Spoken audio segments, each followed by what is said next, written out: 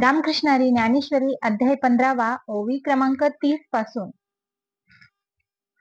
तर येथपर्यंत कथा भाग आला आहे की 14व्या अध्यायाच्या शेवटी मोक्षदाते असे भगवान श्रीकृष्ण त्यांनी निर्णय केला आहे की ज्याला ज्ञान प्राप्ती झाली आहे त्यालाच मोक्ष प्राप्त होतो. ज्याप्रमाणे 100 यज्ञ करणारा स्वर्गातील संपत्ती इंद्रपद प्राप्त होते किंवा 100 जन्म ब्रह्मकर्मात जो घालवतो तोच निसंशय ब्रह्मदेवाचे पद मिळवतो. किंवा सूर्याचे प्रकाशाचा उपभोग हा डोळसाच होतो, त्याप्रमाणे जो ज्ञानी आहे त्यालाच मोक्ष प्राप्तीचे सुख मिळते. तर हे ज्ञान मिळवण्याची कोणाच्या ठिकाणी योग्यता आहे हे जर पाहू गेले तर जगात एकच पुरुष दृष्टीस पडतो. ज्याप्रमाणे भूमिगत द्रव्य अंजन घातले असता दृष्टीस पडते, पण ते अंजन घालणाऱ्यास पायाळू मनुष्यच असला पाहिजे. त्याप्रमाणे ज्ञानापासून मोक्षाची प्राप्ती होते यात शंकाच नाही, परंतु ते ज्ञान करून घेण्याकरता मनाची शुद्धी करावी लागते. तथापि देवांनी विचार करून असा सिद्धांत ठरवला आहे की वैराग्याशिवाय ज्ञानाचा टिकावच लागायचा नाही. आता वैराग्य आपणच होऊन मनास कसे वर्ते याबद्दलही सर्वज्ञ श्रीहरींनी सिद्धांत केला आहे.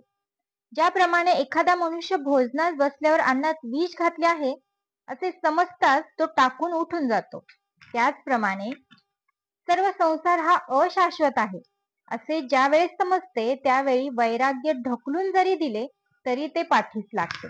आता हा संसार असा अशाश्वत आहे त्याचे 15व्या अध्यायात वृक्षाची उपमा देऊन वर्णन केले आहे.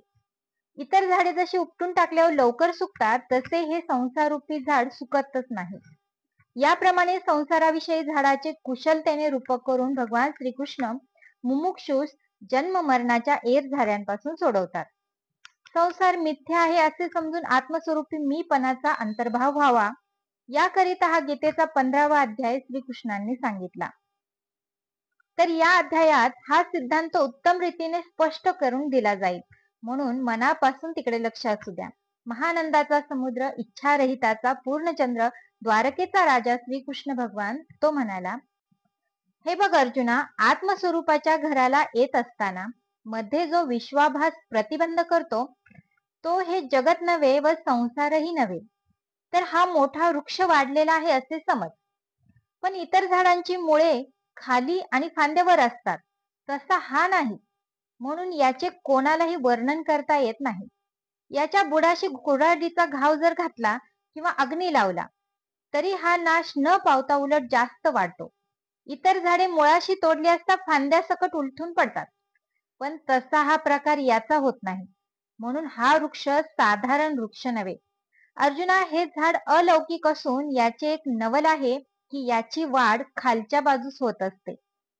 ज्याप्रमाणे सूर्याची उंची किती आहे हे कळत नाही व त्याची किरणे खाली पसरतात, त्याप्रमाणे हा संसाररूपी वृक्ष चमत्कारिक आहे.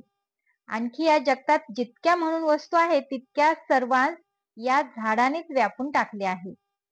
कल्पांत समयीच्या उदकाने जसे सर्व आकाश व्यापून जाते किंवा सूर्य अस्तास गेल्यावर ज्याप्रमाणे रात्र अंधाराने कोंदलेली असते, त्याप्रमाणे हा वृक्ष गगनात भरलेला आहे. चाखावे म्हटले तर याला फळ नाही आणि हुंगावे म्हटले तर याला फुलही नाही. जे काही आहे तो सर्व हा वृक्षच आहे. याची मुळे वर आहे तथापि हा उपटून टाकलेला नाही. अर्जुना, याच कारणावास्तव हा नेहमी हिरवागार असतो. आणि याला मुळे वर आहेत असे जरी म्हटले आहे तरी खालीही याला पुष्कळ मुळे आहेत. हा चहूकडून पिंपळ अथवा वड याप्रमाणे पसरलेला आहे. त्यांच्या पारंब्या जशा जमिनीस लागून त्यास डहाळ्या फुटतात, त्याप्रमाणे अर्जुना, संसाररूपी वृक्षास खालीच फांद्या आहेत असा प्रकार याचा नाही, तर वरही याला अपार फांद्या आणि खांद्या असून त्यांचा विस्तार पावला आहे. या झाडाचा विस्तार होण्यास सर्व आकाश आश्रयभूत असून सर्व वारा या वृक्षाच्या सामर्थ्यानेच वाहतो आहे.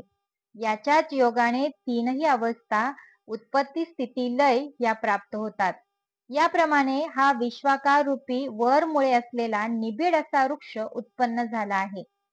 आता या झाडाच्या वर कोण आहे, याचे मूळ कोण, याची लक्षणे काय, याचा खाली विस्तार असून याच्या फांद्या कोणत्या, अथवा या वृक्षाला खाली ज्या मुळ्या आहेत त्यापासून वर फांद्या कोणत्या, कशा उत्पन्न होतात, आणि या वृक्षास अश्वत्थ असे नाव कशावरून प्राप्त झाले, आत्मज्ञानाने याचा निर्णय काय केला आहे, या सर्व गोष्टी उत्तम रीतीने तुझ्या अनुभवास येतील असे स्पष्ट करून निरूपण सांगतो.